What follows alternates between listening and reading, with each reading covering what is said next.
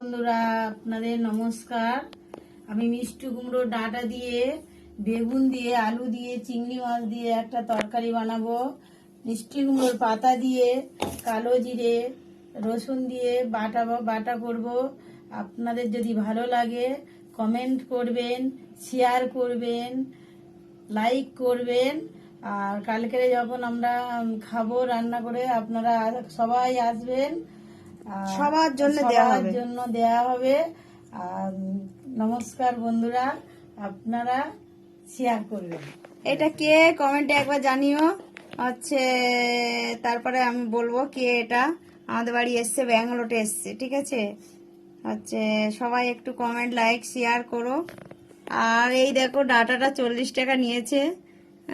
এখানে ব্যাঙ্গালোরটাতে জানো রেট কিরকম। তো ইনি খাবে বলছিল, তাই জন্য একটু চিংড়ি মাছ দিয়ে কালকের হবে।